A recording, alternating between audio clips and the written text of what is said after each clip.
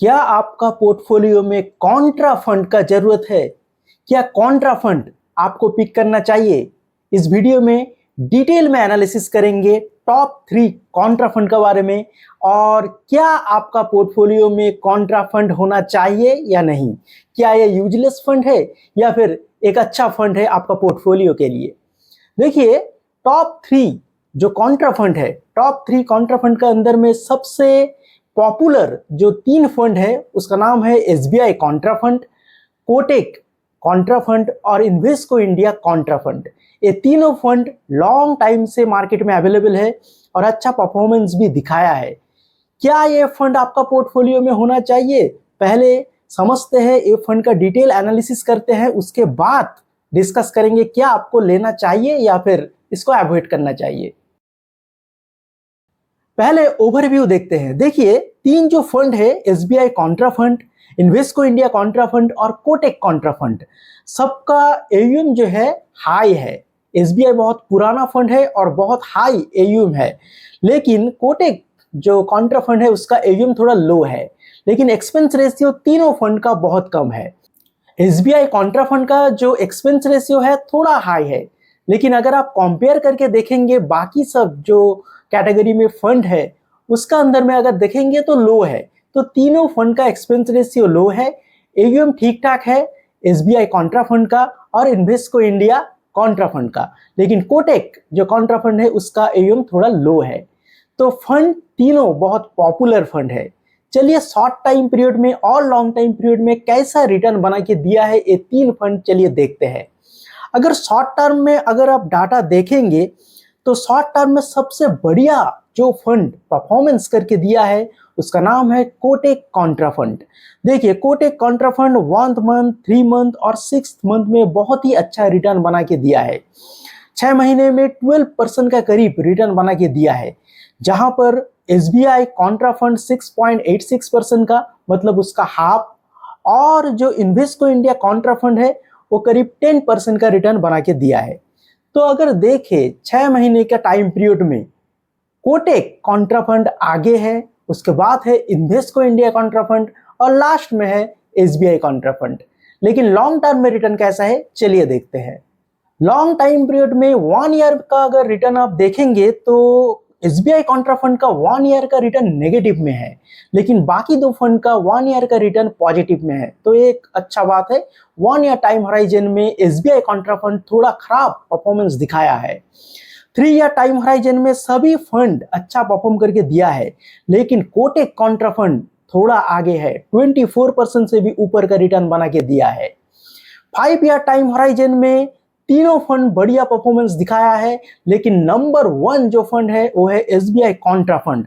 30.60% का बेहतरीन return 5 year time horizon में बना के दिया है, लेकिन कोटेक का जो कॉन्ट्रा फंड है 25% और इन्वेस्को इंडिया का कॉन्ट्रा फंड 24% का रिटर्न बना के दिया है।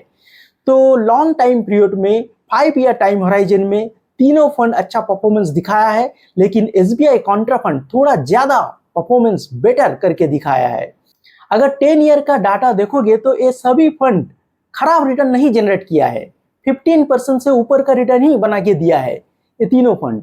तो ये बहुत ही अच्छा फंड है, तीनों फंड अच्छा परफॉर्मेंस भी दिखाया है, लेकिन शॉर्ट टाइम पीरियड में कोटेक कॉन्ट्रा फंड थोड़ा आगे है और लॉन्ग टाइम पीरियड में एसबीआई कॉन्ट्रा फंड थोड़ा आगे है।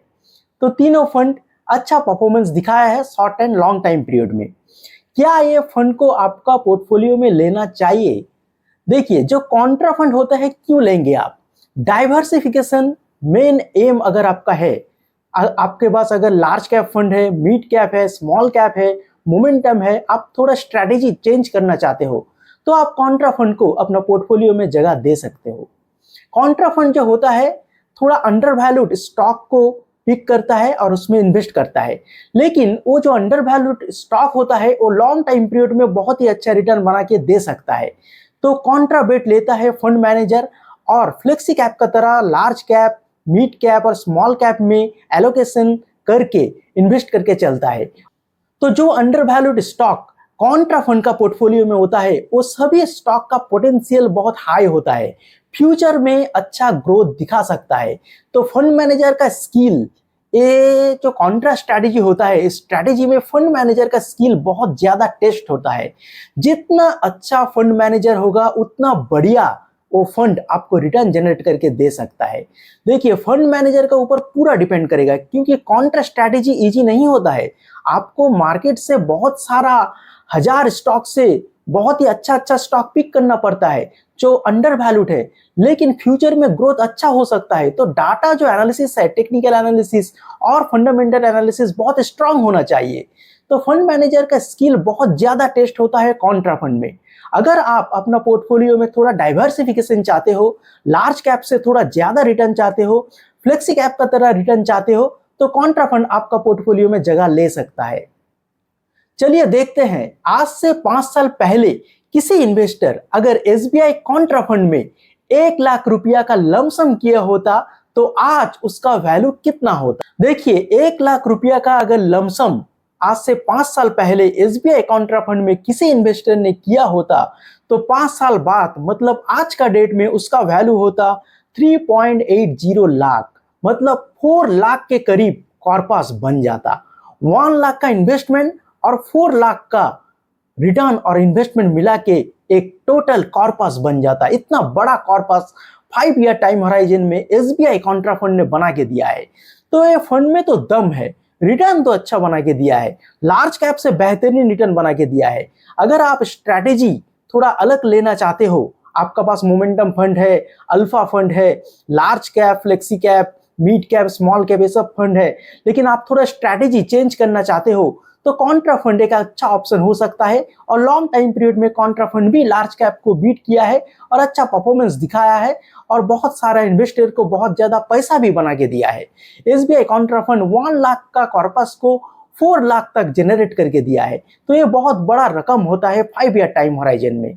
तो ये था आज का शॉर्ट वीडियो आपको कैसा लगा और कौन सा फंड आपको सबसे ज्यादा अच्छा लगा जरूर कमेंट बॉक्स में बताइए। और ऐसे और भी इंटरेस्टिंग वीडियोस के लिए मुझे सब्सक्राइब कीजिए, मुझे फॉलो कीजिए, शेयर करना मत भूलिए इस वीडियो को। चलिए मिलते हैं नेक्स्ट वीडियो में, तब तक के लिए थैंक यू, गुड बाय।